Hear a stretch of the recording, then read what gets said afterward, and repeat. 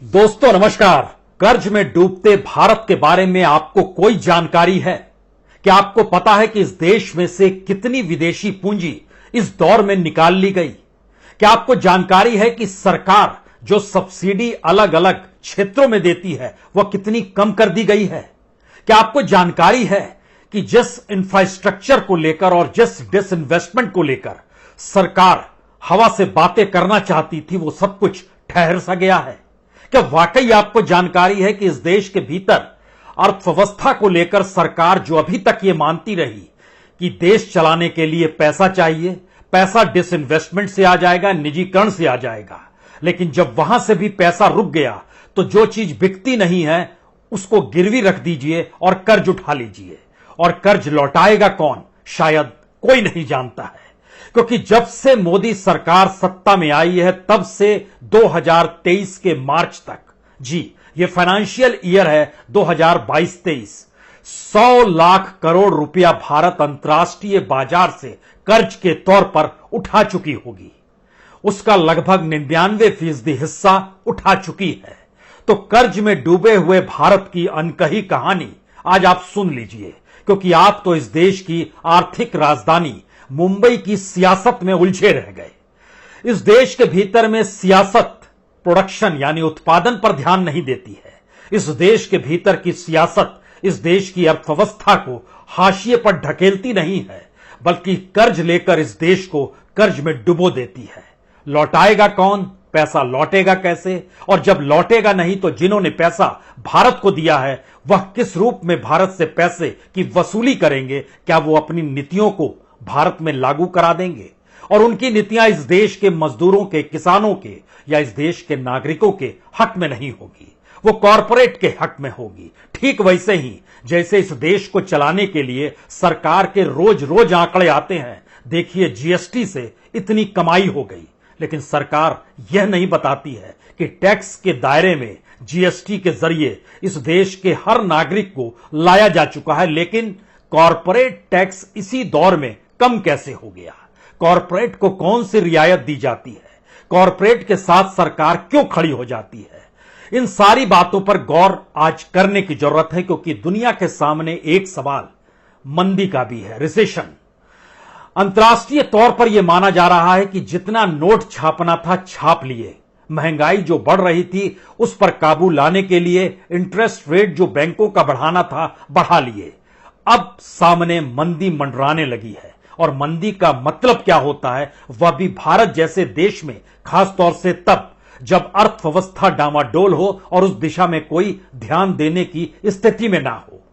तो अंतर्राष्ट्रीय तौर पर इस रिसेशन और मंदी के मद्देनजर आज इस बात पर भी गौर कर लीजिएगा कि 2008 में जब मंदी आई थी समूची दुनिया गोते लगा रही थी, लेकिन भारत की अर्थव्यवस्था इसीलिए संभल गई क्योंकि भारत का अनऑर्गेनाइज सेक्टर और भारत की एक पैरेलल इकोनॉमी जो नोटबंदी के बाद बंद हो गई, और हमारा एग्रीकल्चर, इन सभी ने भारत की अर्थव्यवस्था को बचाया था। मौजूदा वक्त में तो हर चीज की कीमत लगाई जा रही है और उस कीमत के आसरे बताया जा रहा है कि भारत की इकोनॉमी किस तरीके से सर पर दौड़ रही है। तो जरा अंतर्राष्ट्रीय पहलुओं को पहले समझ लीजिए, क्योंकि मंदी का मतलब 3-4 बातों को लेकर बड़े गौर करने की जरूरत है। निवेश यानी इन्वेस्टमेंट पूरे तरीके से रुक जाता है जब मंदी आती है। भारत में अभी से जो विदेशी इन्वेस्टमेंट था, खासतौर से शेयर बाजार में ही, सिर्फ 2022 साल में जनवरी से जून तक 2 लाख करोड़ से ज्यादा निकाला जा चुका है।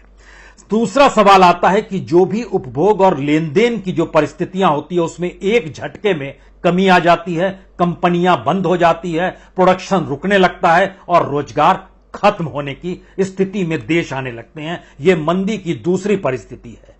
तीसरी स्थिति होती है कर्ज चुकाना मुश्किल हो जाता है। जो भी बैंकों से कर्ज लिया गया हो, किसी आम व्यक्ति ने लिया हो, चाहे गाड़ी का लोन लिया हो, घर का लोन लिया हो, या बड़ी कंपनियों ने लोन लिया हो, चाहे पावर सेक्टर के लिए लोन लिया हो, चाहे रियल एस्टेट के लिए उन्होंने लोन लिया हो, मंदी के दौर में कर्ज लौटाना मुश्किल होते चला जाता है। और इसका असर उस बैड लोन पर पड़ता है, उस एनपीए पर पड़ता है जो धीरे धीरे बढ़ने लगता है। Reserve bank of India indicate तो कर रहा है, अपनी रिपोर्ट में जिक्र तो कर रहा है कि यह बढ़ेगा, और लौटाने की परिस्थितियां लोगों के साथ और मुश्किल होगी कह तो रहा है, लेकिन सरकार और सत्ता सियासत में मशगूल है। चौथी परिस्थिति आती है जो और खतरनाक है। इस दौर में ऐसी बड़ी बड़ी कंपनियां दिवालिया होती है। आप कहेंगे कॉरपोरेट दिवालिया हुआ तो क्या हुआ? सवाल कॉरपोरेट का नहीं है, उस कॉरपोरेट से जुड़े हुए रोजगार खत्म हो जाते हैं। वह कॉरपोरेट अपनी पूंजी के आश्रय नहीं चल रहा होता है, बल्कि बैंकों में जो हमारा और आपका पैसा जमा होता है, इस देश का पैसा जमा होता है, वह उसने कर्ज पर उठाया हुआ होता है। और मंदी के दायरे में वो पूरे के पूरे मैन्युफैक्चरिंग सेक्टर आता है, जो मैन्युफैक्चरिंग सेक्टर आज की तारीख में भारत के भीतर जो बैड लोन की गिरफ्त में है वो 60% से ज्यादा है। तो मंदी की आशंका से दुनिया ग्रसित है और भारत उसके लिए कितना तैयार है या भारत सियासत में उलझा हुआ है, इन परिस्थितियों पर इसलिए गौर करने की ज्यादा जरूरत है क्योंकि जो रिसेशन या मंदी को लेकर सवाल थे, यह नई परिस्थिति की मंदी की दिशा में दुनिया बढ़ रही है, क्योंकि उसके सामने कुछ सवाल लगातार बीते 5-6 महीनों से हैं। उसमें कोरोना महामारी के बाद की अर्थव्यवस्था का डामाडोल होना दुनिया के सामने एक सवाल था। तो उस स्थिति को दुनिया ने देख लिया है। जो आपूर्ति श्रृंखला थी वो बाधित हुई है। युद्ध की वजह से दुनिया भर में अनाज का संकट पैदा हुआ है, भोजन की कमी महसूस की जा रही है और ऊर्जा की कीमत, चाहे डीजल पेट्रोल के आश्रय ले या एनर्जी के तौर पर ले, उसकी कीमत दुनिया में बढ़ती चली जा रही है। सामान्य तौर पर जो रिसेशन होता था वो इन परिस्थितियों के इर्द गिर्द रेंगता था।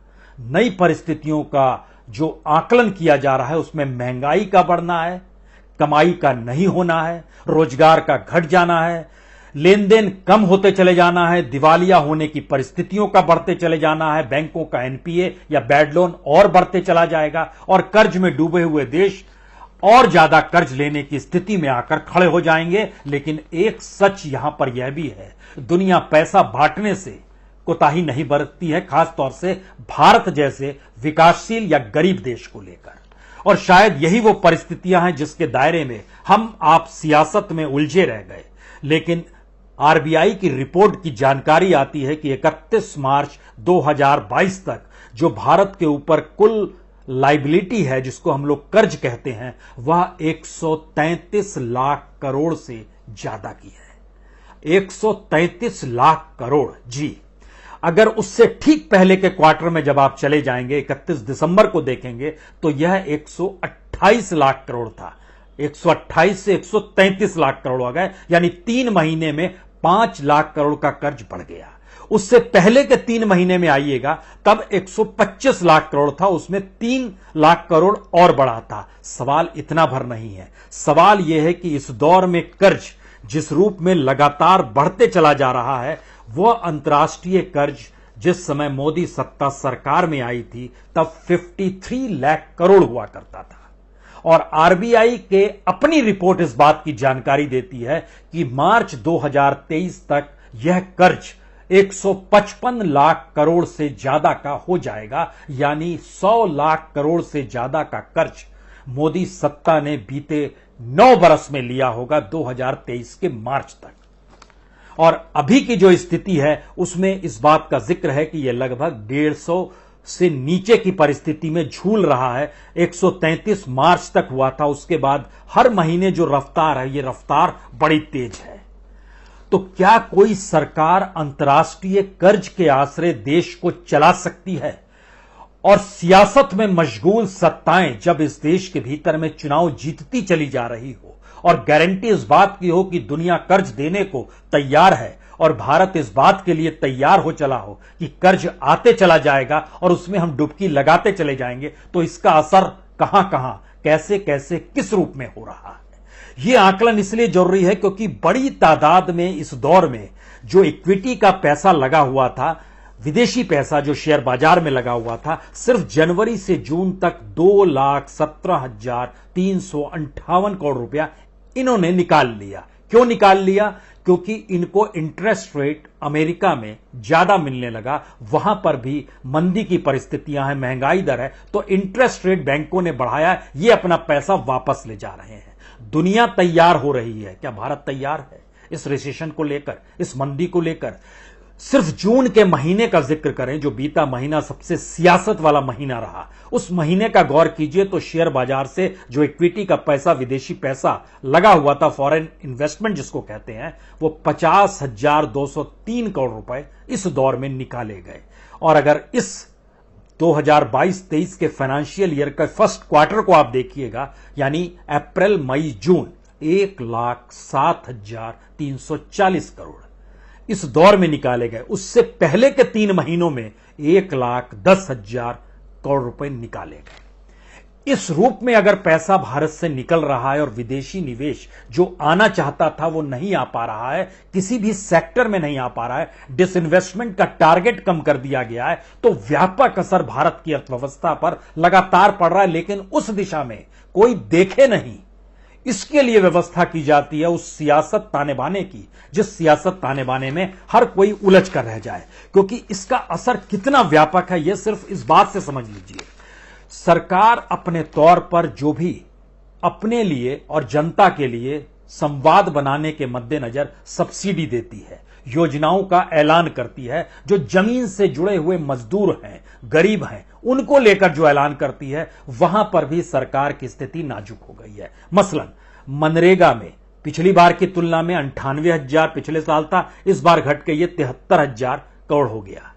आंगनबाड़ी में, आंगनबाड़ी जैसी जगह में जितनी बड़ी तादाद में देश में जुड़े हुए हैं, उसमें 20,000 करोड़ था, उसमें बढ़ाया कितना गया? सिर्फ 263 करोड़। 20,263 करोड़ यानी 1% बढ़ा। महंगाई दर कितनी इस दौर में बढ़ गई? 5 से 6% बढ़ती चली गई। रुपया वैल्यू कम होता चला गया। बाजार में सामान खरीदने जाएंगे तो उसकी कीमत बढ़ती चली गई, जो कमाई है वो कम होती चली गई, क्योंकि पैसा नहीं है और इकोनॉमी को संभाल पाने की स्थितियां नहीं है। प्रधानमंत्री आवास योजना बड़ा गुणगान किया जाता है, उसमें भी बजट कम करना पड़ा। पिछले साल 20,390 करोड़ था, उसको कम करके 20,000 करोड़ पर ले आए। उज्ज्वला योजना बड़ा गुणगान होता है कि घर घर हमने सिलेंडर पहुंचा दिया। जरा उसकी आंकलन समझिए, 1,618 करोड़ पिछले साल था, इस बरस उसकी स्थिति नाजुक हो गई है और वो आधा कम कर दिया गया, यानी 800 करोड़ पे आ गया।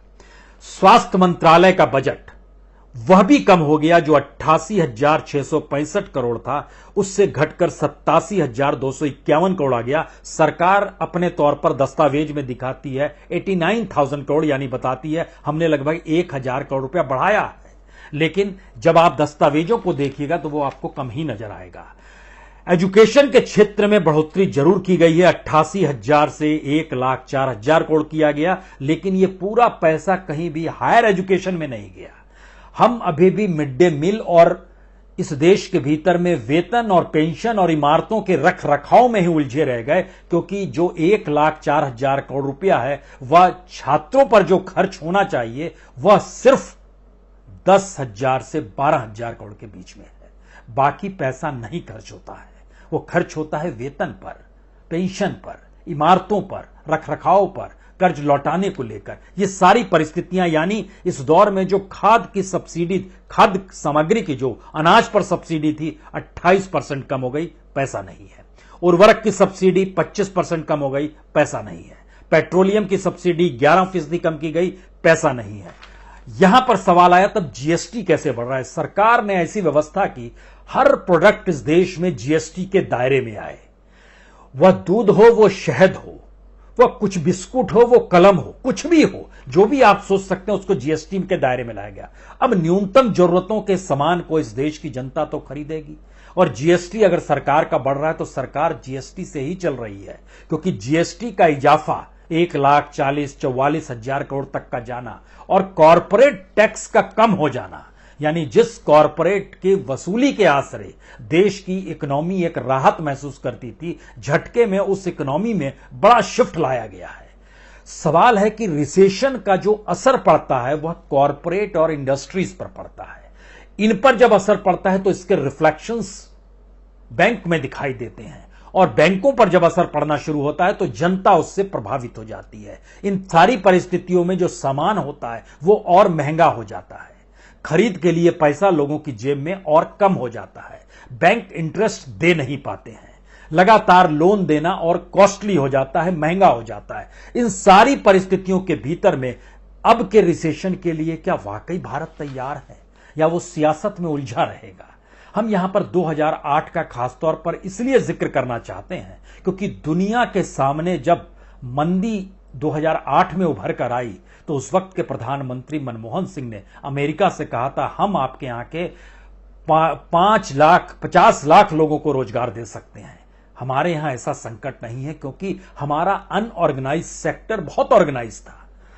अनऑर्गेनाइज सेक्टर के भीतर की जो पूरे के पूरी इकोनॉमी थी वो अपने तरीके से फल फूल रही थी और उस पर कोई हमला नहीं था। हमारी एग्रीकल्चर की इकोनॉमी वह भी एक लिहाज से बहुत ज्यादा फल फूल रही थी और उससे जुड़ा हुआ भारत का जो तबका है वह इस देश का 90% तबका है जो अनऑर्गेनाइज सेक्टर और एग्रीकल्चर से जुड़ा हुआ है। बाकी जो ऑर्गेनाइज सेक्टर में आता है, जिसको सोशल सिक्योरिटी चाहिए, जिसको जॉब चाहिए, वह तो चंद लोग हैं, हथेलियों में गिने जाने वाले लोग हैं। गिनिएगा तो उनकी संख्या कभी भी 5 करोड़ से आगे बढ़ नहीं पाएगी।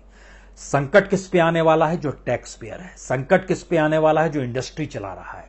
संकट किस पे आने वाला है? जो एमएसएमई की पूरी कतार है। संकट किस पे आने वाला है? जो कॉरपोरेट है। लेकिन यह सब आज की तारीख में गवर्नमेंट की जो कैपिटलिज्म की पॉलिसी है उसमें वह लोन लेकर तैयार खड़े हैं और बैंकों की स्थिति नाजुक होती चली जा रही है क्योंकि आरबीआई की रिपोर्ट इस बात की दिशा में भी इंगित करती है कि दरअसल लगातार जो कर्ज बढ़ रहा है उसमें खर्चा पूरा करने के लिए हर जगह से पैसा जुटाना बड़ा मुश्किल हो रहा है और डिसइन्वेस्टमेंट का टारगेट हम पूरा नहीं कर पा रहे हैं।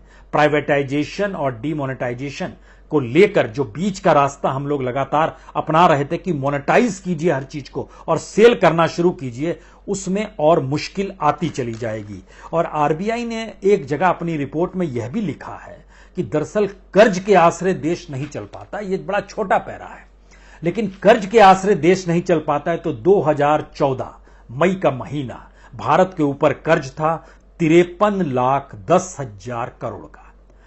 देश के प्रधानमंत्री नरेंद्र मोदी हुए और बढ़ते बढ़ते वो अब की स्थिति में जो माना जा रहा है मार्च 2000 जो इंडिकेट किया गया है आरबीआई के जरिए कि मार्च 2023 तक 155,30,000 करोड़ रुपया भारत के ऊपर जो विदेशी कर्ज होगा वो हो जाएगा। और उसका एक एनालिसिस और शानदार किया गया है कि जो प्रति व्यक्ति आय होती है वह अगर समान रूप से सबको बांट दी जाए, यानी उसमें अंबानीज अडानीज भी आए और उड़ीसा के ट्राइबल्स भी आ जाएं, झारखंड के ट्राइबल्स भी आ जाएं, मुंबई में रहने वाला कोई गरीब भी आ जाए, दिल्ली का बेरोजगार भी आ जाए, सबकी आय अगर एक बराबर ले आइए तो भारत में प्रति व्यक्ति आय तब होगी 1,87,000 रुपए।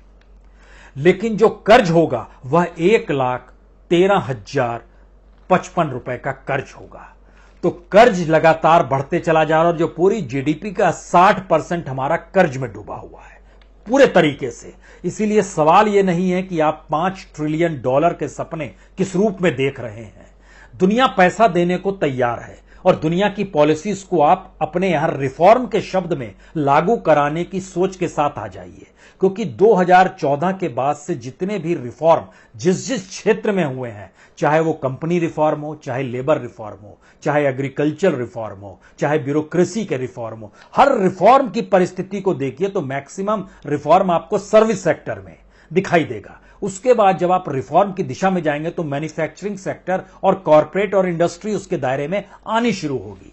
इन दोनों परिस्थितियों में रिफॉर्म के बाद भी यह अभी भी 2014 से ज्यादा बेहतर क्यों नहीं हो पाए, यह एक पहला सवाल है। सवाल यह नहीं है कि मनमोहन सिंह का काल बहुत शानदार काल था, सवाल है कि मान लीजिए वो बदतर काल भी था, लेकिन उस बदतर काल से भी और ज्यादा बदतर होने की स्थिति रिफॉर्म शब्द का इस्तेमाल करने के बाद, मार्केट इकोनॉमी को अपनाने के बाद, वर्ल्ड बैंक और दुनिया की आईएमएफ की जो पॉलिसीज है उसको अपनाने के बाद, और इन सब के बीच अपना जो फ्लैगशिप प्रोग्राम सरकार का होता है उसके लिए सरकार के पास पैसा नहीं अगर बच पा रहा है और सरकार को पैसा हर हाल में चाहिए और टैक्स के अलावे कोई दूसरा रास्ता सरकार को सूझता नहीं है, तो मतलब साफ है दुनिया उस रिसेशन से डर रही है, भारत उस रिसेशन से बुरी परिस्थितियों में कूद चुका है और वो लगातार बाहर निकलने के लिए हाथ पांव मार रहा है। लेकिन सियासत इस देश के भीतर में ऐसी है जो पानी नहीं देखती है अर्थव्यवस्था की, वह बाहर की उस जमीन को देखती है। जिस जमीन पर काबिज हो जाएं तो फिर यहां का पानी भी देख लेंगे। इस मिजाज में यह राजनीति भारत के भीतर चल रही है, क्योंकि इसका अगला हिस्सा इस देश के भीतर में हमारी फिजिकल डेफिसिट के साथ भी जुड़ा हुआ है। मुद्रास्फीति जो होती है वह भी जुड़ा हुआ है। वह भी जिस रूप में मार्च के अंत तक का जो टारगेट नजर आया वो 12.3%, जो पिछले साल 8.2% था, वह भी सोचिए 4% बढ़ गया और 2,03,921 करोड़ के घाटे में है हमारा जो फेशियल डेफिसिट है। जो एनपीए को लेकर सवाल था, जिस बैड लोन का हम जिक्र कर रहे थे कि सब पैसा ले लेते हैं, कोई लौटाता नहीं, लौटाए कैसे? इकोनॉमी की साइकिल थम सी गई है। अर्थव्यवस्था का अगर पहिया रुका हुआ रहेगा तो एक तरफ से लोग पैसा लेंगे, दूसरी तरफ से लौटाना मुश्किल होगा। बैंक की बुक ठीक करने के लिए जिसका प्रयास सरकार लगातार कर रही है और इस बात को बता भी रही है कि देखिए हमने 5.9% तक एनपीए का परसेंटेज बैंकों का ले आए हैं। आरबीआई कह रही है ठीक है ले आए हैं, लेकिन अगर उसी लिहाज से चलते रहे तो भी हम मार्च 2023 में 9.5% तक पहुंच जाएंगे जो हमारा एनपीए है, यानी फिर से वही स्थिति आ जाएगी। तो इस दौर में जो आपने रिटर्न ऑफ किया है उस रिटर्न ऑफ की चुकता कौन करेगा? उस पैसे को कहां से कौन लाएगा? कोई जवाब किसी के पास नहीं है। इस दौर में जो पब्लिक सेक्टर का एनपीए है वो 7.6% से बढ़कर मार्च 2023 तक 10.5%, 10.5% तक हो जाएगा। प्राइवेट बैंक 3.7% एनपीए है, वो बढ़कर 5.7% हो जाएगा। और इन सब के बीच जो व्यवस्था की जा रही है कि जो बैड लोन होता है वो NARCL जिसको कहते हैं नेशनल एसेट रिकंस्ट्रक्शन को लिमिटेड, उसके माध्यम से चीजें आप मैनेज कर रहे हैं। तो क्या मौजूदा वक्त में अर्थव्यवस्था को सिर्फ इसलिए मैनेज करने का काम किया जा रहा है कि जिससे गवर्नेंस चलती हुई दिखाई दे या चलती रहे, बाकियों के हिस्से में कुछ नहीं आए? यानी जिनके पास सरकारी नौकरी है, जिनके पास सुरक्षात्मक नौकरी है, जो ऑर्गेनाइज सेक्टर में है और जो गवर्नेंस को आगे बढ़ाने के लिए इंस्टीट्यूशन वाइज काम कर रहे हैं, इसमें एक बड़े अर्थशास्त्री जो सरकार से जुड़े हुए हैं ऑफ द रिकॉर्ड एक जानकारी देते हैं। वो कहते हैं कि सरकार का टारगेट बड़ा साफ है, पैसा इतना कम से कम आना चाहिए जिससे हमारी गवर्नेंस में कोई रुकावट ना हो, बाकी तो देश चल जाएगा। वो 5 किलो अनाज कुछ देंगे, कुछ बाकी चीजें, फ्लैगशिप प्रोग्राम्स हम लोग जारी करते रहेंगे, पॉलिटिकल वे में चीजें चलती रहेंगी। लेकिन मुश्किल सबसे यह हो गई है कि जब खरीदार नहीं मिलेंगे जिसे आप बेचना चाहते हैं, और अगर खरीदार मिल जाएंगे तो वो पैसा वापस लौटाने की परिस्थिति में नहीं रहेंगे, तब आप क्या करेंगे? इसको लेकर लगातार अर्थशास्त्री जो पीएमओ में बैठते हैं मशक्कत कर रहे हैं कि इकोनॉमी को पटरी पर लाना तो दूर की बात है, लेकिन इस इकोनॉमी में गवर्नेंस को चलाए रखने की परिस्थितियां कैसे बनाई रखी जाए, सारी मशक्कत उसी बात को लेकर हो रही है। और डाटा को छोड़ दीजिए, आंकड़ों को छोड़ दीजिए, वो तो सरकार अपने तौर पर कोई भी आंकड़े रख देगी और मंत्री महोदय भी आके कुछ भी बोल के चले जाएंगे, मीडिया उसे ही दिखाएगा और उसी रूप में आपके जहन में आएगा वाकई देखिए क्या शानदार है, जीएसटी कलेक्शन कितना हो गया। लेकिन इस सरकार से कभी पूछिए कॉर्पोरेट का कलेक्शन कम क्यों हो गया, कॉर्पोरेट टैक्स आप माफ क्यों कर देते हैं और जनता से ही वसूली क्यों करते हैं? जवाब आपको मिलेगा नहीं। दुनिया जिस रिसेशन को लेकर भयभीत है, भारत के भीतर उस रिसेशन से पहले की परिस्थितियां इतनी नाजुक है कि अगर उस रिसेशन के दायरे में भारत भी आ गया, जो आएगा ही जब दुनिया में आएगी, तो फिर वह करेंसी जो सीमा नहीं देखती है, वह बदहाली भी भारत की सीमा नहीं देखेगी। बहुत बहुत शुक्रिया, बहुत बहुत शुक्रिया।